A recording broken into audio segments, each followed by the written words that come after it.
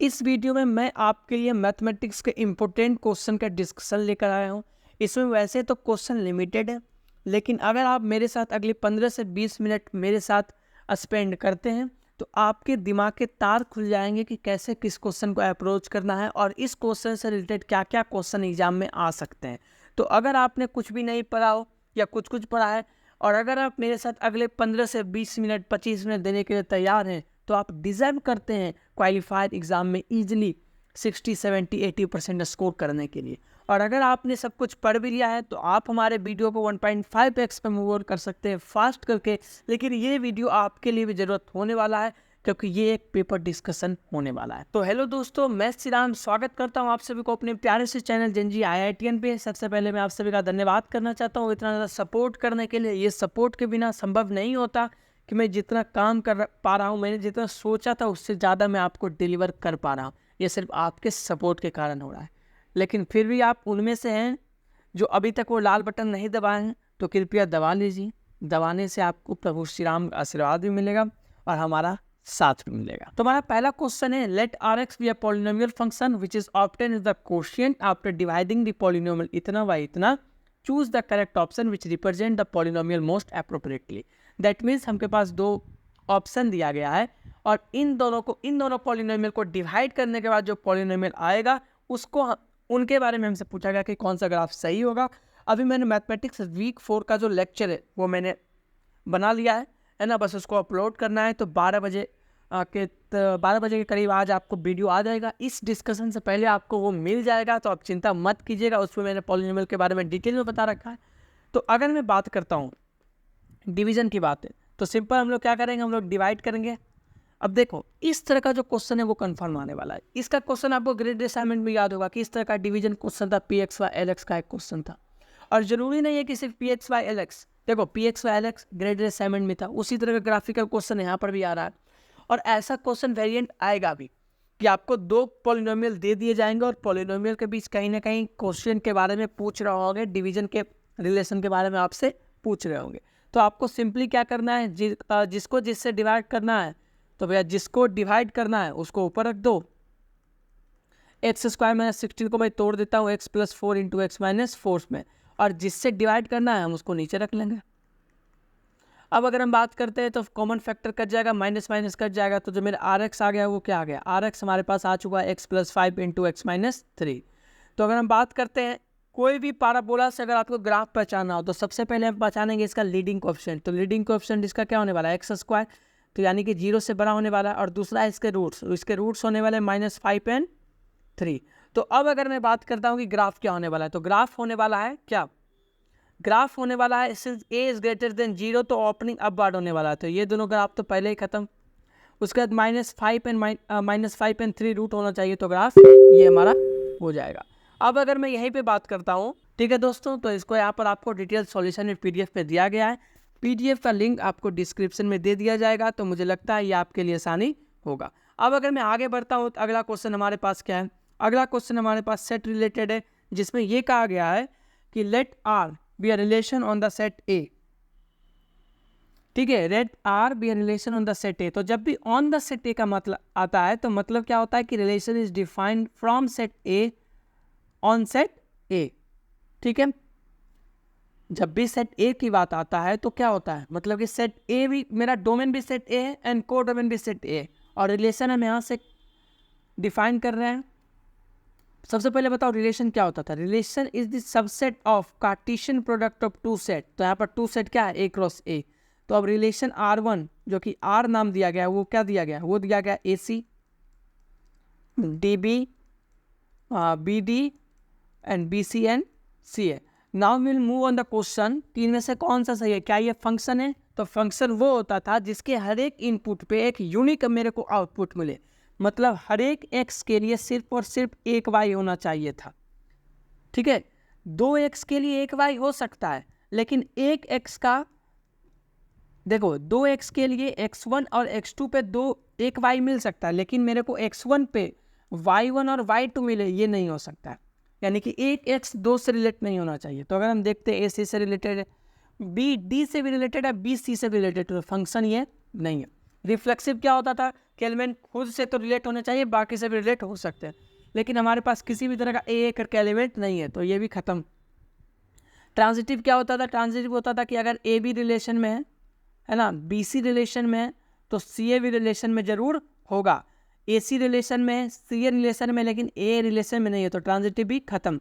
Symmetric क्या होता था? सिमेट्रिक होता था कि अगर ए बी रिलेशन आर में बिलोंग कर रहा है तो बी ए भी रिलेशन आर में बिलोंग करना चाहिए फॉर ईच पेयर। तो ए सी बिलोंग कर रहा है, सी ए बिलोंग कर रहा है, डी बी बिलोंग कर रहा है, बी डी बिलोंग कर रहा है, लेकिन बी सी बिलोंग कर रहा है, लेकिन सी ए बिलोंग नहीं कर रहा है। तो किसी भी एक पेयर के लिए अगर ये कंडीशन फुलफिल नहीं होता है तो ये सिमेट्रिक नहीं होगा। तो क्या ये नॉट सिमेट्रिक है? एकदम सही, ये नॉट सिमेट्रिक है। तो देखो सेट का क्वेश्चन तो आ चुका है। अब अगर मैं बात करता हूँ यहाँ पे सेट पे और क्या वेरिएंट बनने वाला है। रिलेशन में आपको इस तरह का क्वेश्चन जरूर आएगा जहाँ पे आपको डिफिनीशन के बेसिस पे आंसर देना पड़ेगा, ठीक है, कि कौन सा देखो रिलेशन फंक्शन दोनों को मैं मिला के बोलता हूँ कि आपको यहाँ पर ध्यान रखना है कि रिफ्लेक्सिव, ट्रांजिटिव, सिमेट्रिक, आइडेंटिटी, उसके बाद आपको हो गया इक्विवेलेंस रिलेशन, फिर आप बाइजेक्टिव, इंजेक्टिव, सर्जेक्टिव, ये जब 6-7 डिफिनीशन है उनमें से एक क्वेश्चन आ सकता है, बहुत ज़्यादा चांस है ना कि ये क्वेश्चन आएगा इस तरह का कि आपको बताना है कि इनमें से कौन से कोई रिलेशन है, कोई फंक्शन है ना, या किस तरह के फंक्शन है, इंजेक्टिव है कि सर्जेक्टिव है। तो इस तरह का क्वेश्चन आप जरूर ध्यान रखिएगा। जो तीसरा सेट रिलेटेड क्वेश्चन बन सकता है वो है हमारे पास यूनियन एंड इंटरसेक्शन रिलेटेड। और जब भी यूनियन और इंटरसेक्शन की बात आ जाए वर्ड प्रॉब्लम की, तो हम कहाँ पे मूव करेंगे? हम मूव करने वाले होंगे कहाँ पे? हम मूव करने वाले होंगे वेन डायग्राम। हमको सिंपली हर एक सेट डिफाइन के लिए, वेरिएबल के लिए वेन डायग्राम बनाना है, जो भी आंसर कर रहा है उसको फॉलो करना है, और इसके बाद आपको हर चीज़ को सॉल्व करते चल जाना है। ये क्वेश्चन बात मान लो, ये मोस्ट इंपॉर्टेंट क्वेश्चन आने वाला है। Word problem of set, word problem of set theory तो क्वेश्चन आपको आने वाला है, तो आप इस क्वेश्चन को जरूर देख लें। देखो अब देखो जो अगला क्वेश्चन 2-3 आने वाला है उसको मैं इस तरह से अप्रोच करूँगा कि मेरे को कुछ नहीं आता है, और किस तरह से हम इस पीडीएफ के थ्योरी से समझेंगे कि उस क्वेश्चन को कैसे अप्रोच करना है। क्योंकि आप में से कितने बच्चे होंगे जो कि कोई चैप्टर नहीं पढ़े है ना, ये कुछ नहीं पढ़े होंगे, तो सिर्फ इस पीडीएफ से आप कैसे अपने थिंकिंग को इनेबल करेंगे, हम अगले 2 क्वेश्चन में वो जानने वाले हैं। तो अब मैं मानूंगा कि मेरे को 0 आता है और मैं सॉल्यूशन पढ़ के ये समझूंगा कि कैसे मेरे को इस क्वेश्चन को अप्रोच करना है, ठीक है। तो अगर हम आगे बढ़ते हैं तो आगे हमारे पास क्वेश्चन है for the purpose of, okay this is the official PDF from the IIT Madras, जिसका कि लिंक आपको pin description and pin comment में मिल जाएगा। लाल वाला बटन थोड़ा दबा दीजिएगा अगर कमेंट के ऊपर, तो सहायता हो जाएगा। For the purpose of research a survey of 1000 student, देखो जो जितने स्टूडेंट पे सर्वे हो रहा है वो हमारे क्या बनने वाला, वो हमारे लिए बनने वाला यूनिवर्सल सेट। तो अगर हम बात करते हैं number of elements in universal set, क्या होगा? ये हो जाएगा सर जी 1000, ठीक है। Okay IIT Madras PhD degree. The result shows that 52% like city, तो एक सेट सी हो जाएगा जिसको मैं सिटी मान लेता हूँ, वो 52% को पसंद है। तो नंबर ऑफ एलिमेंट इन सी कितना हो जाएगा? 520। अगला जो है वो क्या है? 45% लाइक स्टेटिस्टिक्स। अभी मेरे को कुछ नहीं पता है कि क्या फार्मूला लग रहा है, क्या लगने वाला है, कौन सा चैप्टर का फार्मूला है, जो इन्होंने बोला है मैं बस उसको फॉलो कर रहा हूँ कि 45% स्टेटिस्टिक्स लाइक कर रहा है। तो अगर एस मान लेता हूँ 45%, एन ऑफ एस कितना हो जाएगा? एन ऑफ एस हो जाएगा 450। एंड देन 60% लाइक मैथमेटिक्स, ठीक है। तो मैथमेटिक्स हमारे पास कितने पसंद कर रहे हैं? 600 बच्चे पसंद कर रहे हैं। इन एडिशन अब देखो कंडीशन आपको इस तरह का दिया रहेगा कि सीटी और स्टैटिक्स इतने लाइक कर रहे हैं, तो मैं ये मान लेता हूँ कि सीटी एंड स्टैटिस्टिक्स का मतलब क्या है? सीटी इंटरसेक्शन स्टैटिक्स, ये कितना आ जाएगा? ये हो जाएगा भैया जी आपको 250, ठीक है। 28% like both mathematics and statistics, okay mathematics and statics कितना लाइक कर रहा है? 280 लाइक कर रहा है, ठीक है।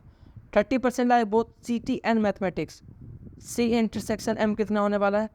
300 होने वाला। Now we will move on the next topic. 6% like none of this subject, यानी कि इनमें से एक ऐसा भी बच्चा था, 6% बच्चा था जिसको कुछ पसंद नहीं था।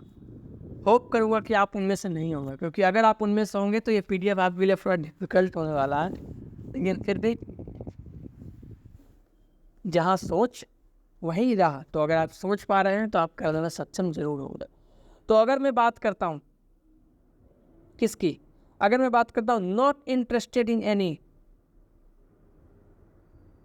यानी कि यूनिवर्सल सेट माइनस सी यूनियन एस यूनियन मैथमेटिक्स, ये हमारे पास कितना है 6%, जो कि क्या हो जाएगा, क्योंकि हमारे पास कितने स्टूडेंट हो जाएंगे 6। तो अब अगर हम आगे बात करते हैं कि बेस्ड ऑन द इन्फॉर्मेशन हमको ये क्वेश्चन बचाना है। हमारे पास पहला क्वेश्चन क्या है कि how many students like on the 3 subject. तो ये वही क्वेश्चन आ गया जो मैं बात कर रहा था ना, वही क्वेश्चन आ गया। इस तरह का देखो आंसर, अगर आप जानते हैं, अगर आप सेट पर हैं, तो आपके लिए मैं प्रॉब्लम देता हूँ, क्वेश्चन को सॉल्व कीजिए इस तरह से कि पहला सेट हमारे पास क्या होगा ये, जिसमें कि सी है, दूसरा सेट कंप्यूटेशनल थिंकिंग, तीसरा हमारे पास क्या हो जाएगा स्टैटिस्टिक्स, और तीसरा हमारे पास क्या हो जाएगा, सॉरी दूसरा स्टैटिक्स, तीसरा मैथमेटिक्स। तो हमसे पूछा गया ये रिक्वायर्ड एक्शन, ये पूछा गया एरिया कि तीनों पे कॉमन आने वाला कौन सा है। तो अगर मैं इसको क्या मान लेता हूँ, अगर मैं इसको एल मान लेता हूँ और मैं इसको पी क्यू आर मान लूँगा, इसको एक्स वाई जेड मान लूँगा। ये अगर आप जानते हैं तो आप जानते होंगे किसी तरह से वेरिएबल पुट करना होता है वेन डायग्राम के किसी भी सॉल्यूशन में अगर 3 सेट होते हैं तो। अब अगर मैं आगे बढ़ता हूँ उन बच्चों के लिए जिनको कुछ नहीं आता है लेकिन इस चीज़ को वो करना चाहते हैं, समझना चाहते हैं, तो सबसे पहले यहाँ पर ये लिखा गया कि एन सी टी क्या होगा, एन स्टेटिस्टिक्स क्या होगा, एन मैथमेटिक्स क्या होगा। ये दिया गया है कि इन दोनों का इंटरसेक्शन क्या है, उसमें मैम को कोई दिक्कत नहीं है भैया। आगे बढ़ते हैं। Since 6% like none of the given subject, है ना, यानी कि जो सारा का सारा इंटरसेक्शन होने वाला है वो क्या होने वाला है, वो 94%। सही बात है। अगर मैं अभी जस्ट बात किया कि यूनिवर्सल सेट माइनस ये सेट 6% है, तो ये सेट कितना हो जाएगा, ये सेट कितना हो जाएगा जिसमें तीनों का इंटरसेक्शन हो जाएगी, ये मेरे पास 94% हो जाएगा। मतलब कि 940 बच्चे हैं जो कि कुछ ना कुछ कर रहे हैं, है ना, कुछ ना कुछ पढ़ाई कर चुके हैं, ठीक है।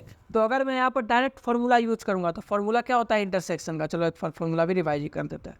तो फार्मूला होता है हमारे पास N C intersection M intersection S, ये हो जाएगा N of C plus N of M plus N of S minus of N C intersection M. तो जब भी आपको 3 टाइप्स ऑफ सेट आए और वेरिएबल आपको सिर्फ एक पूछ रहा हो जो कि वही करेगा, एक ही वेरिएबल आपको पूछेगा क्वेश्चन में, तो आपको सिंपली क्या करना है, आपको सिंपली इस फॉर्मूला पे जाना है, ठीक है, जहाँ पर ये कहते हैं कि 3 सेट का जो इंटरसेक्शन होता है वो तीनों सेट के, वो क्या होता है, वो होता है तीनों सेट के नंबर ऑफ एलिमेंट्स को जोड़ दो और हर एक पेयर का इंटरसेक्शन को आप माइनस करोगे, ठीक है। Statistics mathematics and minus of N computational and देखो सी टी एंड मैथमेटिक्स हो गया, स्टैटिस्टिक्स एंड मैथमेटिक्स हो गया। अब क्या बचा, अब हमारे पास बचा है स्टैटिस्टिक्स एंड कंप्यूटेशनल थिंकिंग, ठीक है। प्लस क्या हो जाएगा, प्लस आप कर दो तीनों का इंटरसेक्शन जो कि हमको निकालना है। तो अगर हम इसको सॉल्व करेंगे तो ये कितना हो जाएगा, ये 960 हो गया। तो यहाँ पर डायरेक्ट परसेंटेज में सॉल्व कर दिया गया है ना, तो हमारे पास डायरेक्टली कितना आ रहा है कि 20% वो स्टूडेंट्स है जो कि तीनों के तीनों सब्जेक्ट लाई करते हैं। यानी यहाँ से जो वैल्यू आ रही है हमारे पास एल की, वो क्या आ रहा है, जो एल का वैल्यू आ रहा है वो हमारे पास आ रहा है 200। और अगर एल का वैल्यू आ जाता है तो आपको डायरेक्टली अब सारा आंसर मिलने वाला है कि find the number of student who like only 1 of 3 subject. Only 1 of 3 subject का मतलब है जिनको सिर्फ और सिर्फ एक सब्जेक्ट पे आ रहा है, तो वो सिर्फ क्या है पी एन, वो क्या है क्यू एन आर है। तो इसका जो रिक्वायर्ड आंसर होगा वो क्या हो जाएगा, वो हो जाएगा P plus Q plus R. तो इसके लिए आपको वैल्यू क्या निकालना पड़ेगा, इसके लिए आपको वैल्यू निकालना पड़ेगा इन दोनों का जो इंटरसेक्शन है वो क्या है। देखो ये कंप्यूटेशनल है और ये स्टेटिस्टिक्स है, ये 250 है, ये 250 है। तो अगर मैं पूछता हूँ कि x क्या होने वाला है, तो x 50 होने वाला है, l 200 है। तो इन दोनों का जो इंटरसेक्शन है कंप्यूटेशनल थिंकिंग और मैथमेटिक्स का, वो क्या होने वाला है 300 होने वाला है। तो y मेरे पास क्या हो जाएगा, y मेरे पास 100 हो जाएगा। अगर मैं स्टेटिस्टिक्स और मैथमेटिक्स की बात करूं तो इन दोनों का इंटरसेक्शन क्या है 280 है। तो मेरे पास जो z बचेगा है ना, ये तो 200 हो गया ना, तो बचा z कितना हो जाएगा, z हो जाएगा मेरे पास 80। अब अगर हम सॉल्व करना चाहते हैं p का वैल्यू, तो p का वैल्यू क्या हो जाएगा, p का वैल्यू हमारे पास हो जाएगा p का वैल्यू हमारे पास कितना हो जाएगा, p का कितना दिया हुआ है 520 है ना, तो p का हो जाएगा 520 minus x y and l, तो 50 100 एंड 150 और 350, ठीक है। तो 350 ये कितना हो जाएगा मेरे पास, ये हो जाएगा 170 जो कि 17% है, ठीक है। इसी तरह आप तीनों का सेट निकालेंगे। अब मैं आपके लिए भी कुछ वर्क दे रहा हूँ है ना, क्योंकि मैंने एक को प्रोसीजर बताया तो वही फॉलो करना है सिंपली। तीनों को जब ऐड करेंगे तो हमारे पास जो भी आएगा वो क्या निकालेंगे। Now find the number of student who like at least two of the given subject. तो at least 2 of the given subject का मतलब क्या है, at least 2 of the given subject का मतलब है वो 2 भी लाइक करता है, 3 भी लाइक करता होगा, तो ऐसे नंबर बताने हैं। तो वो हमारे पास क्या हो जाएगा, वो हमारे पास हो जाएगा इन तीनों का सम, सबसे पहला चीज़। क्योंकि ये वो स्टूडेंट है जो कि तीनों, जो कि क्या कर रहे हैं, जो कि एटलीस्ट दोनों इनको पसंद है, प्लस 3 लाइक करने वाले स्टूडेंट कितने हैं, वो 10%, वो 200 है कि नहीं, आप समझ पा रहे हो ना। लेकिन यहाँ पर अगर हम सी इंटरसेक्शन स्टेटिस्टिक्स की बात करें तो वहाँ पे 250 स्टूडेंट आ जाएगा, तो रिपीटेशन होने लगेगा। तो हम यहाँ पर से दिमाग लगाएंगे कि सबसे पहला चीज़ हमारे पास क्या होने वाला है। इस क्वेश्चन का जो आंसर होने वाला है दोस्तों, ये होगा x + y + z + l। ये वो स्टूडेंट है जो कि क्या कर रहे हैं, जो कि हमारे पास, ये वो स्टूडेंट है जो कि हमारे पास क्या बोलते हैं, एटलीस्ट 2 सब्जेक्ट लाइक कर रहे हैं, x + y + z, और एटलीस्ट और 3 सब्जेक्ट वाले l हैं। तो x की वैल्यू क्या थी, x की वैल्यू 100 थी, देख लो x की वैल्यू क्या थी, x की वैल्यू चलो 50 है। तो यहाँ पर देखो एक आपको 5% मिलेगा, एक आपको 100 मिलेगा, एक आपको 80 दिया हुआ है। तो यहाँ पर आपको 10% मिल रहा है, 8% मिल रहा है। तो इन्होंने परसेंटेज में ऐड किया है, हम उसी को किस में ऐड करेंगे, हम उसी को नंबर में ऐड कर देंगे भैया, ठीक है। और 20% वाला कितना हो जाएगा, 200। तो आप इसको ऐड करोगे तो कितना हो जाएगा, अल्टीमेटली ये 430 बनने वाला है। तो इतने नंबर ऑफ स्टूडेंट क्या हैं जो कि तीनों सब्जेक्ट को पसंद, एटलीस्ट 2 सब्जेक्ट को पसंद करते हैं। तो इस तरह से आपको इस क्वेश्चन को अप्रोच करना है। अब अगर मैं बात करता हूँ इस क्वेश्चन में मेरे को कुछ नहीं पता है, हम डिसाइड करेंगे कैसे इस क्वेश्चन को अप्रोच करना है। Consider a triangle ABC, the line segment AB, BC and CA represent the sides of the triangle. It is given that angle ABC is equal to angle BCA is equal to alpha, where alpha is an acute angle. Based on the given information, which of the following options are correct with respect to children? हमको सबसे पहले क्या दिया हुआ है, हमको ये दिया हुआ है कि ये दोनों एंगल इक्वल है। अभी मैं मान रहा हूँ कि मेरे को कुछ भी नहीं पता है। तो slope of the line segment AB, okay, come on the topic. Slope of the line segment क्या हो जाएगा, तो अगर y - 2x + 1 = 0, आपको याद है मैंने जनरल इक्वेशन में आपको बताया था, वही यहाँ पे काम हो रहा है कि अगर आपको general equation ax + by + c दे दिया जाए तो जो मेरा स्लोप होगा वो स्लोप क्या होगा, मेरे को बस ही बता दो। तो हमने बोला था सर जी स्लोप होता है -b/a, और सॉरी y + 0, तो -1/2, और ये माइनस पहले से है, इसका भी माइनस, तो ये प्लस हो जाएगा, तो 1/2 इसका क्या हो जाएगा स्लोप। तो ये तो सही हो गया। BC का जो स्लोप है वो क्या है, -1/2 है, देख लेते हैं। नहीं, ये टू हो जाएगा ना, ये 2 हो जाएगा, तो ये गलत हो गया। tan अल्फा ना, tan अल्फा की अगर मैं बात करता हूँ तो tan अल्फा का सिंपली हम लोग क्या करेंगे, एंगल्स वाला फॉर्मूला यूज करना है, ठीक है ना। एंगल्स वाला फॉर्मूला मेरे को लगता है आपको यूज कर लेना चाहिए। अब मैं पूछूंगा आपसे, अब याद करो, 1 मिनट रुकते हैं यहीं पे, और मैं याद करने के लिए बोलूँगा कि tan अल्फा का आंसर क्या होता था, है कि नहीं। tan अल्फा का आंसर क्या होता था, तो अगर मैं बात करता हूँ कि tan अल्फा हमारे पास होता था m1 - m2 divided by 1 + m1 × m2। तो इसी तरह से आप सॉल्व कर सकते हो इसको, है ना। यहाँ पर tan अल्फा लगाओगे, इनको आप देखोगे, फिर आपको पूछा गया कि इक्वेशन ऑफ लाइन AC आपको निकालना है। अब अगर मैं यहाँ बात करता हूँ कि देखो यहाँ पे कॉन्सेप्ट क्या यूज़ किया गया, यहाँ पे कॉन्सेप्ट यूज किया गया कि इसका और इसका जो एंगल होगा वो दोनों अल्फा है, और इसका एंगल होगा वो ये दोनों अल्फा है। तो दोनों को इक्वेट करके हमको इसका स्लोप पता है m1, हमको इसको स्लोप पता है m2, हम इसका स्लोप निकाल लेंगे m3, ठीक है। एंगल को इक्वेट करके हम स्लोप m3 निकाल लेंगे, उसके बाद हमको एक पॉइंट लाइन का पता है और m3 पता है, तो हम seriously AC line of equation लिख सकते हैं। अब अगर मैं आगे बात करता हूँ, हमारे पास क्वेश्चन है, Rizwan wants to cross the river represented by Rx, है ना, is equal to 0.05 × x - 1 × x - 5 × x - 10 + k, where k is an integer constant. He choose to cross the river Rx using the bridge. River ये है और ये मेरा bridge है। He choose to cross the river Rx using the bridge. In order to cross the river, he has to identify the coordinates of the point. He realized that the coordinates of the point A can be identified in such a way that the curve Rx can be best fitted according to the data. जैसे ही best fitted का काम आ गया, देखो ये question आपके लिए homework मैंने दे दिया कि अगर अभी तक आप इस क्वेश्चन को नहीं सॉल्व कर सकते तो मैं गारंटी देता हूँ ऐसा क्वेश्चन आने वाला है, जहाँ पर बेस्ट फिटेड की बात की जाएगी, set of best fitted location का बात किया जाएगा, कंपैरिजन किया जाएगा। यहाँ पे आपको जो फार्मूला यूज करना होता है वो क्या होता है, SSC का फार्मूला यूज करना होता है। ये क्वेश्चन कंफर्म आने वाला है, इस तरह का क्वेश्चन। और अगर आपको डिफिकल्ट है ना इस तरह के क्वेश्चन में, तो मैं क्या बोलने वाला हूँ, आप कुछ मत करो। ग्रेडेड असाइनमेंट के जितने भी SSC के क्वेश्चन दिए गए हैं और ये जितने भी मॉक पेपर के क्वेश्चन हैं SSC के, वो सारे को कर लो, वो सारे को एक साथ कर दो, आपके कॉन्सेप्ट क्लियर हो जाएगा किस तरह के क्वेश्चन को किस तरह से अप्रोच करना है।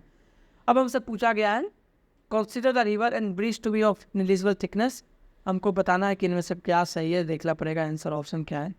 फाइंड द वैल्यू ऑफ के। सबसे पहले दिया गया कि R X best fitted data given का टेबल का है। मतलब हम बात कर चुके हैं कि जब भी आर एक्स गिवन डाटा के लिए बेस्ट फिट होगा तो हम लोग किसका यूज करेंगे, एसएससी का। और जब बेस्ट फिट हो जाता है किसी के लिए भी डाटा, जब किसी भी पॉलिनोमियल के लिए एक डाटा बेस्ट फिट हो जाता है तो एसएससी मिनिमम हो जाता है उस केस के लिए। ठीक है, तो अब अगर हम बात करते हैं कि किस तरह से आपको सॉल्व करना है, तो हमको यहाँ से वैल्यू दिया गया कि x का वैल्यू -10 है तो y का वैल्यू -150 है, तो हमारे पास ये वाला वैल्यू क्या आने वाला है, y minus F of x का होल स्क्वायर ये आने वाला है। तो सिमिलरली हमको पता चल गया कि जो मेरा एसएससी हो क्या आने वाला है 50 माइनस के स्क्वायर, जो कि क्वाड्रेटिक इक्वेशन है किसमें, के में। तो एक ये मिनिमम कब होगा, ये मिनिमम होगा अपने वर्टेक्स से। वर्टेक्स क्या होता है, वर्टेक्स होता है C0 को माइनस b/2a। तो जब आप इसको पुट करेंगे तो आपको इक्वेशन मिल जाएगा। ठीक है, के का वैल्यू मिल गया, आपको इक्वेशन मिल गया। इस तरह के क्वेश्चन बहुत इंपॉर्टेंट है, पहले ही बोल देता हूँ। अगर आप अभी तक भी बैठे हुए हो, अगर आपको लगता है कि आप पास नहीं करोगे तो सेट रिलेशन का क्वेश्चन देख लो, एसएससी का क्वेश्चन को रट लो, 5 क्वेश्चन को रट लो एसएससी के टाइप करके। ठीक है, आपका नैया पार हो जाएगा। अगला क्वेश्चन पहुंचते हैं, which of the following statement are true, the product of the minimum value of the function and the maximum value of the function is 100। Minimum value of the function and maximum value of function निकालने के लिए आपको आता है क्या करते थे, differentiate करते थे। तो अगर मैं बात करता हूँ कि इसका मिनिमम वैल्यू ऑफ फंक्शन क्या हो जाएगा, मॉड ऑफ एक्स जो है, देखो मॉड ऑफ एक्स की अगर मैं बात करता हूँ तो ये 0 से इन्फिनिटी तक का वैल्यू लेता है। और ये जो फंक्शन है वो सिर्फ और सिर्फ किस पे डिपेंड कर रहा है, ये डिपेंड कर रहा है डायरेक्टली प्रोपोर्शनल है मॉड ऑफ एक्स पे। तो जब मॉड ऑफ एक्स मिनिमम होगा तो मिनिमम कब होगा, 0 पे, तो ये क्या हो जाएगा, ये मिनिमम हो जाएगा, तो ये भी मिनिमम होगा सिमिलरली। अब हम बात करने वाले x + 12 है ना, maximum value of the function g of x। तो maximum value of g 10x क्या हो जाएगा। अब देखो 10 में से मेरे को कुछ माइनस करना है ना, 10 में से मेरे को कुछ माइनस करना है और मैं पूछ रहा हूँ कि इसका मैक्सिमम वैल्यू मेरे को चाहिए। तो मैक्सिमम वैल्यू तो तभी ना होगा भैया जब ये 0 हो जाए, क्योंकि जितना ज़्यादा हम माइनस करेंगे ये वैल्यू तो कम नहीं लगेगा, ये वैल्यू तो आपको कम नहीं लगेगा। तो जब ये 0 हो जाएगा तो gx का वैल्यू क्या हो जाएगा, मैक्सिमम हो जाएगा। अब इन दोनों का प्रोडक्ट क्या हो जाएगा, 100। ठीक है, उसके बाद there are infinitely many polynomial px of degree 4 such that p4 = 0, p5 = 0। तो अब आपको बताया गया, देखो इसको थ्योरी से पढ़ना है, given that factor of px are x - 4, x - 5, x - 6 and it is 4 degree polynomial, so px can be any polynomial depending on other factor and stage factor. यानी कि अगर आपको 3 डिग्री दे दे और आपसे क्या पूछ रहा है कि क्या 4 डिग्री के डिफरेंट पॉलिनोमियल हो सकते हैं, तो एकदम हो सकता है। इसको आप सॉल्व करो खुद। ये क्वेश्चन मैंने बहुत बार डिटेल सॉल्यूशन बताया, लेकिन अगर आप अभी नहीं सॉल्व कर पा रहे तो बहुत दिक्कत है कि y - 4 को आप सॉल्व करो। सबसे पहले आप इसको क्या लाओ, सबसे पहले आप इसको y = a² + bx + c के फॉर्म में लाओ। उसके बाद आप यहाँ से वर्टेक्स को निकालो। ठीक है, आपको करो, नहीं तो आपको एक फार्मूला याद होगा, y = a × x - h का स्क्वायर + k होता था क्या, फिर h and k are the vertexes of the parabola. तो आप इसको यहाँ पर यूज कर सकते हो। तो y = x - 5 का स्क्वायर + 4, तो मेरे पास -5 4 क्या होने वाला है, वर्टेक्स होने वाला, डायरेक्ट फार्मूला है। इसके बाद मैंने डिटेल सॉल्यूशन में किया था, तो इसलिए आप अगर आपने कुछ नहीं पढ़ा है तो आप रिवीजन लेक्चर देख लो और साथ में हमारे डिटेल सॉल्यूशन को देख लो। Choose the most appropriate option for the given statement below. The equation of line joining the point 2, 0 to the point of intersection इतना is equidistance from the point। बहुत अच्छा क्वेश्चन है। अब मैं बोलूँगा कि आप कुछ करो या ना करो, इक्वेशन ऑफ इंटरसेक्शन तो आने वाला है कि आपको 2 लाइन दिए रहेंगे, इंटरसेक्शन निकालने का बहुत जरूरी है।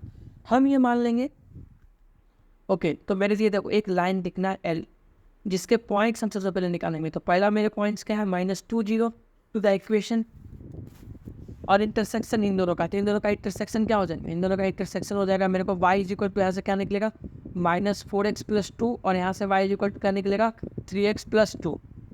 ठीक है, ओके। तो यहाँ पर अगर मैं जाता हूँ इधर से ये ना देख लेता हूँ, y = 3x + 2 और यहाँ y = -4x + 2 2 कट जाएगा, और इधर जाते ही मेरे पास क्या हो जाएगा, तो -7x = 0, तो x = 0 और x = 0 अगर हम पुट कर देते हैं तो y क्या आ जाएगा, y हमारे पास 2 आ जाएगा। यानी जो अगला मेरे पास लाइन है वो क्या है, वो 0 2 है। तो अब इसका इक्वेशन लिख सकते हैं क्या, एकदम लिख सकते हैं सर। पहले स्लोप निकाल लेते हैं, स्लोप क्या हो जाएगा, 2 माइनस 0 माइनस माइनस 2, तो स्लोप हमारे पास 1 आ गया। तो इक्वेशन क्या हो जाएगा, इक्वेशन हो जाएगा y minus 2 is equal to 1 into X minus 0। तो ये हो जाएगा y is equal X plus 2। तो पहला लाइन मेरे पास ये आ गया, दूसरा मेरे पास क्या है, expand the equation of the line to and the point. Okay. अब हमसे ये पूछा गया है कि पॉइंट ऑफ इंटरसेक्शन निकाल चुके। अब हमसे ये पूछा गया equal distance from the point 0 to 2, यानी कि क्या ये जो लाइन है 0 0 एंड 2 से इक्वी डिस्टेंट है। तो आपको पता होगा, आपको याद है क्या, distance between any point and line. तो आपको याद होगा कि distance between any point and line क्या होता था, वो होता था d is equal to ax1 प्लस b/1 plus c by under root by a square plus b square, where x1 and y1 are the coordinates of the point। तो अगर हम यहाँ पर पहले बार 0 0 सेटिस्फाई करेंगे तो d निकलेगा, फिर हम यहाँ पे 2 2 सेटिस्फाई करेंगे तो हमको d निकलेगा। अगर दोनों के दोनों इक्वल आ रहे हैं तो हम क्या बोलेंगे, सही है ना। इक्वेशन ऑफ लाइन देख लो, इसके लिए भी 2/2 है, इसके लिए भी 2/2 है, यानी कि ये आंसर क्या हो जाएगा, सही बन जाएगा। तो इस तरह से आपको अप्रोच करना है। तो अब अगर हम नेक्स्ट क्वेश्चन में पहुँचते हैं तो हमारे पास अगला क्वेश्चन क्या है। अगला क्वेश्चन हमारे पास ये है कि total of ₹300 raised is by group A. तो मान लेते हैं ए ग्रुप है जिससे टोटल का टोटल ₹300 लिया गया है, और मान लेते हैं कि इसके नंबर ऑफ जो लोग होंगे इस ग्रुप पे वो x है, ठीक है। Bye collecting equal amount from a certain number of people. तो हर से अगर इक्वल लिया गया है तो कंट्रीब्यूशन हर स्टूडेंट का ग्रुप ए में कितना हो जाएगा, 300/x। अगर मैं ये बोलता हूँ कि ₹300 जमा किया गया है 10 लोगों से, तो सबने कितना दिया होगा, 300/10 दिया होगा, ₹30 दिया होगा। सिमिलरली हम इसी तरह 300/x will be the contribution from the each people from the group A. Now another group B contains 5 more people। तो यहाँ पर नंबर ऑफ पीपल कितना हो जाएगा B का, वो हो जाएगा x + 5, ठीक है। And each person contribute ₹10 less to the sum. अच्छा, यानी कि जितने ग्रुप ए के हर एक आदमी कंट्रीब्यूट करे उससे ₹10 हर एक आदमी ग्रुप बी का कंट्रीब्यूट करा है। तो बी का जो कंट्रीब्यूशन हो जाएगा वो क्या हो जाएगा, वो हो जाएगा 300/x माइनस 10। ये हमारे पास हो जाएगा। अब हमसे पूछा गया है कि how many people actually contributed to the. देखो यहाँ पर एक चीज़ और बताया गया कि to raise the same amount as that of the group, यानी कि इसके बंदे भी कितने कर रहे थे, इसके बंदे भी ₹300 ही कलेक्ट कर रहे थे, ठीक है। तो अब अगर मैं आगे बात करता हूँ